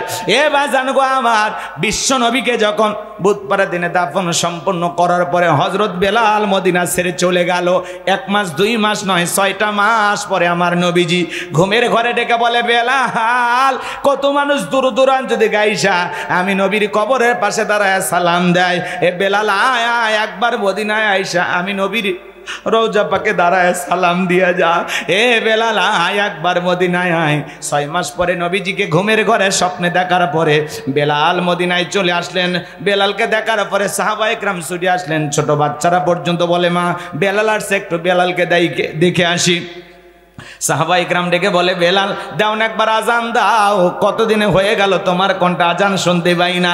হযরত বেলাল ডেকে বলে, আমি আজান দেওয়ার পরে বিশ্ব নবী ইমামতির মুসল্লায় দাঁড়াবে না, আমি বেলাল আর কোনোদিন আজান দেব না। সাহাবায়ে কেরাম অনুরোধ করে, সবাই অনুরোধ করে, কারো কথা হযরত বেলাল শোনে না।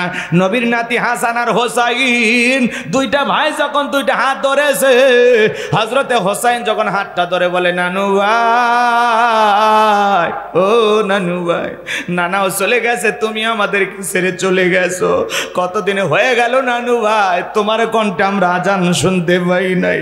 হযরতে হোসেন যখন হাতটা ধরে নানু ভাই বলে ডাকা দেয়, হযরত বেলাল তাকায় দেখে হযরতে হোসাইনের চেহারার ওপরে মনে হয় বিশ্ব নবীর চেহারা মোবারক ভেসে উঠেছে। মনে হয় মদিনা নবী ডাইকা বলে, বেলাল দেন একবার আজান দে, আমি নবীও কতদিন হয়ে গেল তোর আজান শুনতে পাই না। হোসাইন যখন হাতটা ধরে নানু ভাই বলে ডাক দেয়, ও নানু ভাই দাও না একবার আজান দাও, ও নানু ভাই দাও না একবার আজান দাও। 6 মাস পরে হযরতে হোসাইনের অনুরোধে বেলাল আবারও মদিনায় এসে আজান দিলেন। বলুন আল্লাহু আকবার। এদিকে আরো লম্বা ঘটনা আছে, আমি লম্বা করতে পারবো না। মনে আছে না নাই মনে, আপনারা কথা ভুলে গেছেন।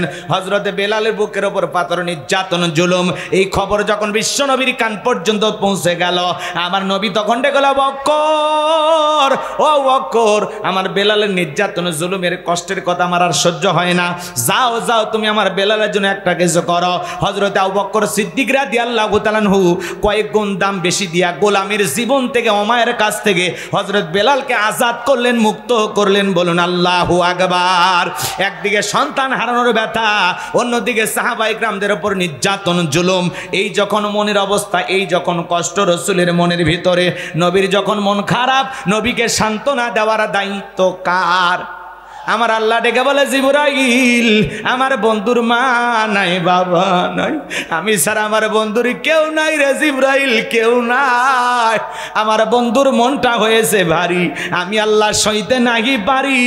লাহু মাহফুজ থেকে সূরা কাউসার নিয়ে যায় আমার বন্ধুর ওপরে নাজিল কর তাড়াতাড়ি। জোরে বলেন আল্লাহু আকবার।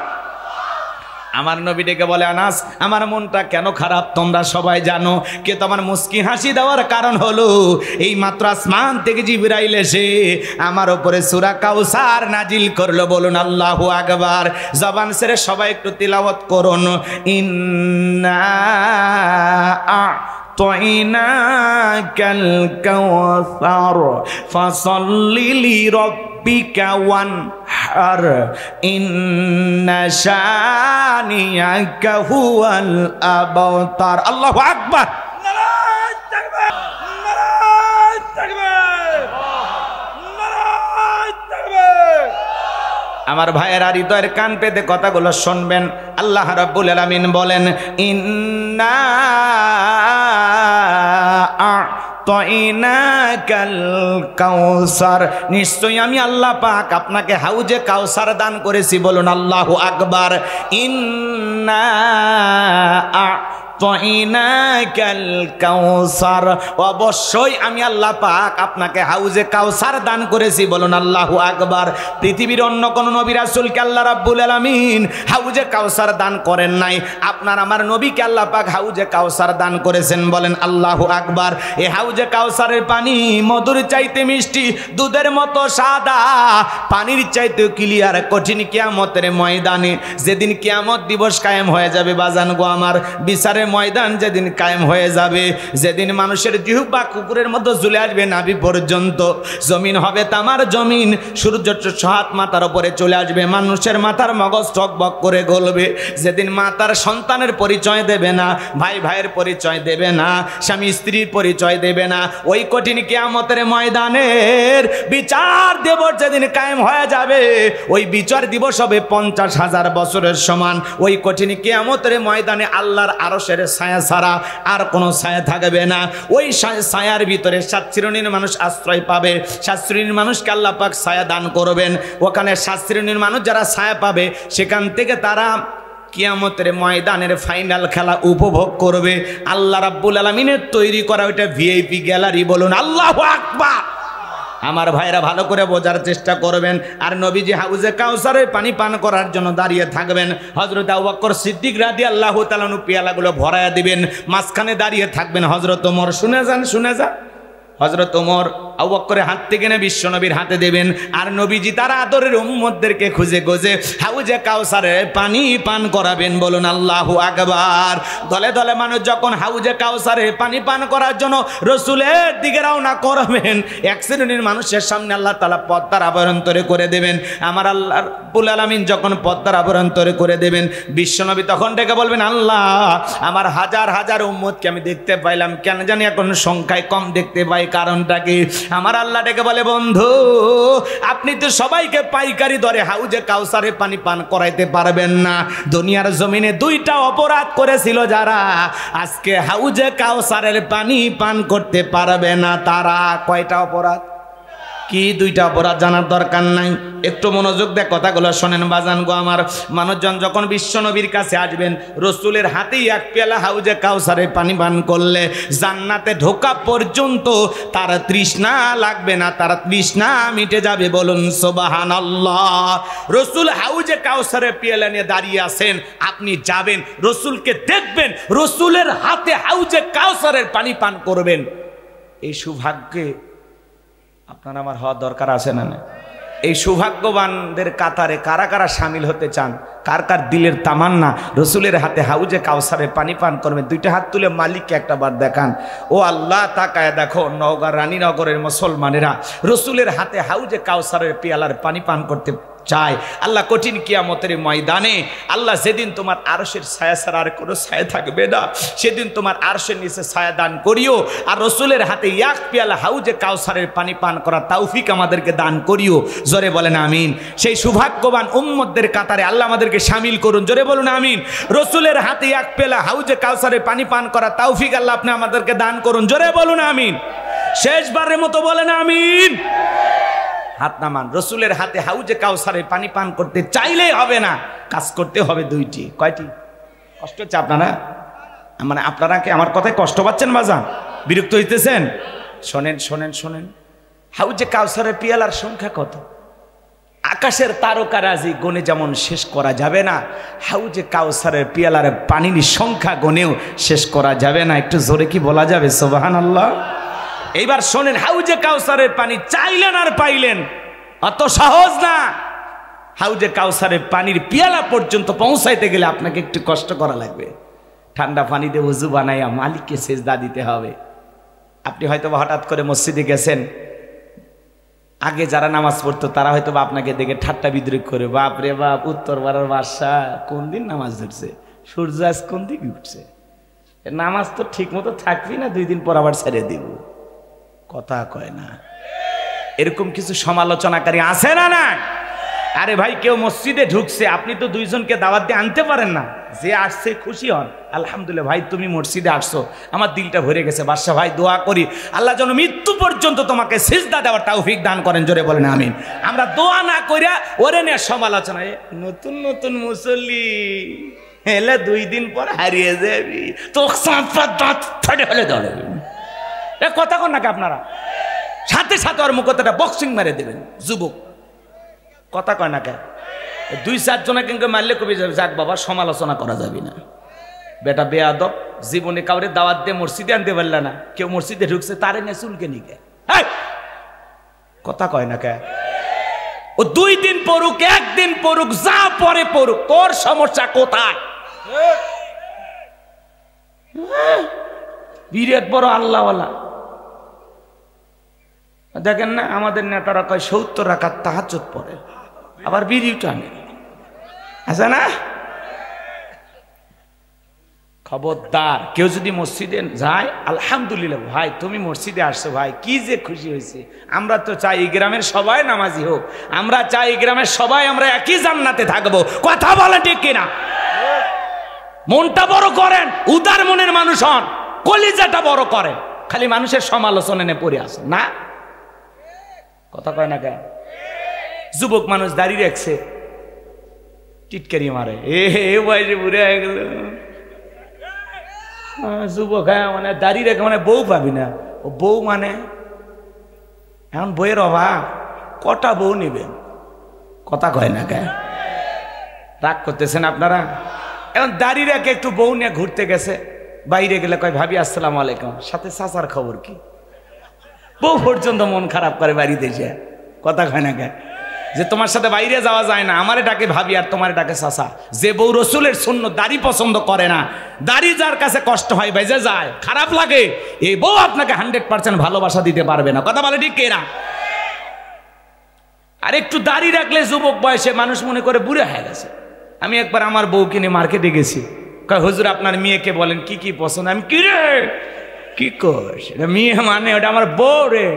তখন কচ্ছে ও হুজুর ভুল হয়ে গেছে, আছে না? মানে একটু দাড়ি থাকলে মনে করে বিরাট বড়।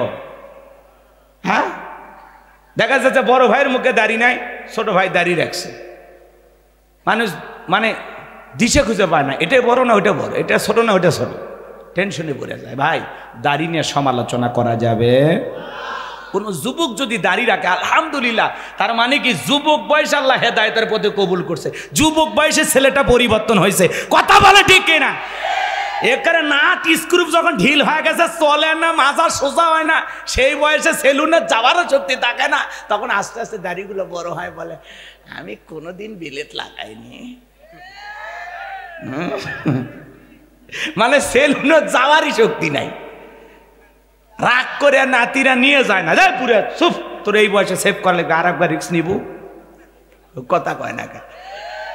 কয় ঠিক আছে, তোরা যখন জ্বালায় মারলু, কয়দিন পর কবরত যাইলে কি খাটিয়া তোটার আগে একটু দাড়ি বড় হোক। কথা কন ঠিক কিনা? এই অবস্থা সমাজে আছে না নাই? এ বাজান কম না, হাসি তামাশার ছলে কথাগুলো বলতেছি তাই বলে একেবারে উড়ে দিন না, একটু চিন্তা করেন, প্রত্যেকটা কথার মধ্যে চিন্তা ভাবনা আছে না নাই? হাউজে কাউসারে পানি পান করতে গেলে কাজ করতে হবে 2টি। জোরে বলেন কয়টি? 2 হাত তোলেন, বলেন তো কাজ করতে হবে কয়টি? এবার 2 আঙ্গুল দেখান, কাজ করতে হবে কয়টি? লিল্লাহি তাকবীর। হাউজে কাউসারে পানি চাইলেন আর পাইলেন, অত সোজা? আমি মনে করেন এই এলাকা আসার পরে একটা ছেলেকে কিছু চকলেট দিলাম হাতের মধ্যে, দিয়ে বললাম বাবা আমার 1 বন্ধা পানি এনে দাও, আমি একটু উজু বানাবো। ছেলেটা চকলেট পাই আনন্দের ঠেলায় মারছে দৌড়, মাঝপথে আসার খাই একটু পড়ে গেছে, বোঝেন তো নাকি?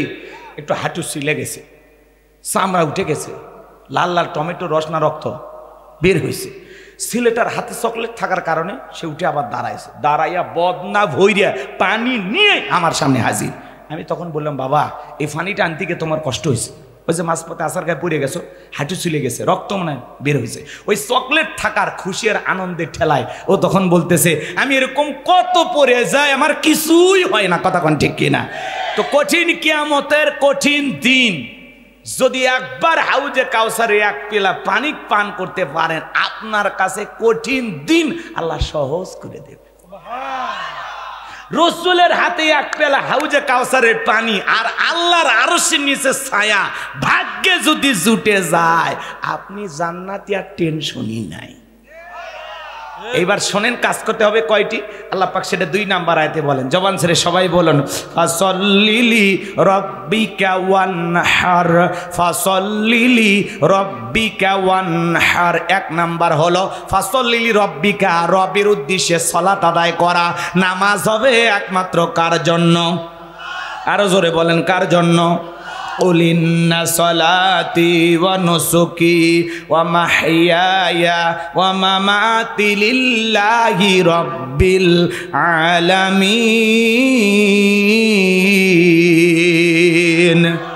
নবীজি আপনি বলুন, আমার নামাজ, আমার কুরবানি, আমার জীবন, আমার মরণ লিল্লাহি রাব্বিল আলামিন, আসমান জমিনের প্রতিপালকের জন্য। বলেন আল্লাহু আকবার। তাহলে মুমিন জীবনের সালাত হবে একমাত্র কার জন্য? ফাসল্লিলি রব্বিকা, রবের উদ্দেশ্যে সালাত। সালাত হবে একমাত্র আল্লাহকে রাজি খুশি করার জন্য। নামাজ পড়বে একমাত্র আল্লাহর নৈকট্য লাভের আশায়। বলেন আল্লাহু আকবার। নামাজ হবে কার জন্য? আরো জোরে বলেন, কার জন্য? নামাজ যদি নামাজের মতো হয়, আল্লাহ বলেন ফালিয়াবুদু রাব্বা হাযাল বাইত আল্লাযী আত'আমাহুম মিন জু' ওয়া আমানাহুম মিন খাউফ। আল্লাহ রাব্বুল আলামিন বলেন, এই ঘরের মালিকের ইবাদত করো।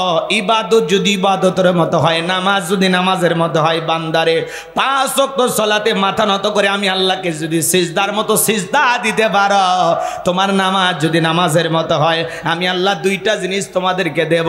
1 নাম্বার, রিজেকের টেনশন করা লাগবে না, আমি আল্লাহ রিজেকের ব্যবস্থা করব। বলুন সুবহানাল্লাহ। যে বান্দা 5 ওয়াক্ত সালাতে মাথা নত করে আল্লাহকে সিজদা দেবে, ওই বান্দা কোনোদিন রিজেকের টেনশন করা লাগবে না। রিজেক দেওয়ার মালিক কে? আপনাদের এলাকায় একটা প্রাণী বের হয় রাতের বেলায়, সিলাই কু কই, আমার নাম কি? শিয়াল পণ্ডিত, চেনেন না? আছে না বাবা? বলেন তো বাজান, ওর নামে কি রানীনগরে ভাতের হোটেল আছে, মুরগির হোটেল আছে? আচ্ছা, ব্যাংকের অ্যাকাউন্টে অবশ্যই টাকা জমা আছে। কে খাওয়ায় ওরে? কথা বলেন না কেন? একটা শিয়ালকে যদি আল্লাহ খাওয়াইতে পারে, একটা পাখি সকালবেলা খালি পেটে নীর থেকে বের হয়ে যায়, সন্ধ্যাবেলায় ওই পাখির পেট ভরে নীরে পাঠায়া দেন, তিনি কে? আল্লাহ যদি দুনিয়ার এত মাখলুককে খাওয়াইতে পারে, আপনি আমি আশরাফুল মাখলুকাত, কুনতুম খায়রা উম্মাতিন উখরিজাত লিন-নাস, আপনাকে আমাকে উত্তম জাতি বানাইছেন, ভিআইপি বানাইছেন। সে আল্লাহকে আপনাকে আমাকে না খাওয়ায় রাখবেন না বাজান। রিজেক দেওয়ার মালিক উত্তর পার রাজ্জাক না, ওইটা হলো আব্দুর রাজ্জাক, ওইটা দাস, ওইটা গোলাম, ওইটা আল্লাহর বান্দা। রাজ্জাক তিনি কে? ওয়া মা মিন দাব্বাতিন ফিল আরদি ইল্লা আলাল্লাহি রিজকুহা।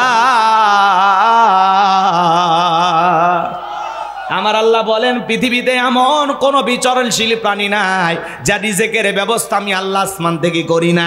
ওই আটলান্টিক মহাসমুদ্রের 33,000 ফিট গভীর অচল পানির নিচে থাকা ছোট্ট একটা প্রাণী, তার রিজেকের ব্যবস্থা আমি আল্লাহ আসমান থেকে করি। বলুন আল্লাহু আকবার। এ বাজান, এই সমুদ্রগুলোতে বড় বড় নীল তিমি পাওয়া যায় বাজান গো, যাদের এক বেলা খাবার 1 টনেরও বেশি লাগে, তাদেরকে খাওয়ায় কে? আরো জোরে বলেন, কে? টনকে টন খাবার যদি আল্লাহ পাক পৃথিবীর অনেক প্রাণীকে খাওয়াইতে পারে, আপনি আমি ছোট্ট পেটে কতটুকু খাবার খাইতে পারি? রিজেকের ব্যবস্থা করে দেবেন কে? যে বান্দা 5 ওয়াক্ত সালাতে মাথা নত করে আল্লাহকে সেজদা দেবে, তার রিজেকের টেনশন করা লাগবে না। রিক্সা চালক, ভ্যান চালক সকালবেলা খালি পকেটে বের হয়ে যায়, সন্ধ্যাবেলায় 500 টাকা 1000 টাকা পকেটে ব্যবস্থা করে দেন, তিনি কে? এজন্য সেজদা হবে একমাত্র কার জন্য? ফাসল্লিলি রব্বিকা, রবের উদ্দেশ্যে সালাত আদায় করো। যে বান্দা নামাজের মতো নামাজ আদায় করবে, সিজদার মতো সিজদা দেবে, ওই বান্দা রিজেক নিয়ে পেরেশানিতে থাকা লাগবে না, আমার আল্লাহ তার রিজেকের ব্যবস্থা করে দেবেন। কথা বলেন ঠিক কি না? আমার ভাইরা, গভীর মনোযুক্ত কথাগুলো বলবেন, দিল দিয়ে বুঝবেন। শুধু মসজিদটা সুন্দর বানাইলে হবে না, ওই মসজিদে যারা নামাজ আদায় করবে তাদের মনটাও সুন্দর হওয়ার দরকার আছে না নাই? মসজিদের নাম লেখা আছে আত-তাকওয়া, শুধু মসজিদের গেটে আত-তাকওয়া লেখা থাকলে থাকলে হবে না, নিজেদের প্রত্যেকটা অন্তরের ভিতরে তাকওয়ার আয়না বসানো লাগবে। যার অন্তরে তাকওয়া আছে, আল্লাহর ভয় আছে, এর পিটাইয়াও গুনাহ করানো সম্ভব নয়। যার অন্তরে তাকওয়া আছে, আজান শোনার পরে সে মাঠে থাকবে না, নামাজে দাঁড়িয়ে যাবে। আজান শোনার পরে বাজারে ঘুরবে না, নামাজে দাঁড়ায় যাবে। আজান শোনার পরে গরু ছাগলকে গোসল করাইতে নিয়ে যাবে না, নিজে গোসল সেরে আগে নামাজ পড়ে আসবে। কথা বলেন ঠিক কি না? আর আমরা আজান দিলে গরুরে গোসল করাইতে যাই। কথা কন না ভাই? আমাদের গাইবান্ধা এলাকায় এগুলো হয়, আপনাদের এলাকায় হয় কি? হ্যাঁ, জুমার দিনে ওর কাজ বেশি। জুমার দিনে সেই ব্যস্ত, হুন্ডা ধুচ্ছে, সাইকেল ধুচ্ছে, বইয়ের কাপড় চোপড় ধুচ্ছে, নানান ধরনের কাজকর্ম করতে করতে জামাতের ঠিক 2-1 মিনিট আগে হাজির। আর ওই 2 মিনিটের মধ্যে ধরছে ঘুম। তখন বলে, হুজুর আপনারা যে আসে বক্তৃতা করেন, কি দরকারে ফাও ফাও ফেসাল পড়ার? জামাত হলো 1:30, 35-40 বেজে যায়, সময়ের জ্ঞান নাই। আমরা ব্যস্ত মানুষ, বোঝেন না? কথা কয় না কেন? আসলে কি হুজুরের ওয়াজ শোনালো? কথা কয় না কেন? যারা ব্যস্ত এরা সারা জীবন ব্যস্ত থাকবে। কথা বোঝেন নাই মনে হয়? এই যে আজকের মাহফিলতে অনেক ব্যস্ততা দেখাবে, সমস্যা নাই, ব্যস্ততা সারা জীবনই থাকবে। সব ব্যস্ততা থেমে যাবে মালাকুল মউত সামনে দাঁড়াইলে। তখন খালি বললেন যে ভাই একটা গরু গোসল করেছে আর একটা বাকি আছে, আমার বাড়ি এলি পারবেন এটুকু গোসল করাইতে। তখন বলবে গরুর গোসল করা লাগবে না, তুই যদি চাস তোর গরু সহ জান কবচ হবে। কথা কন ঠিক কি না? এই জন্য বাজান হেলায় খেলায় অপচয় অবহেলায় সময় নষ্ট করতেছে।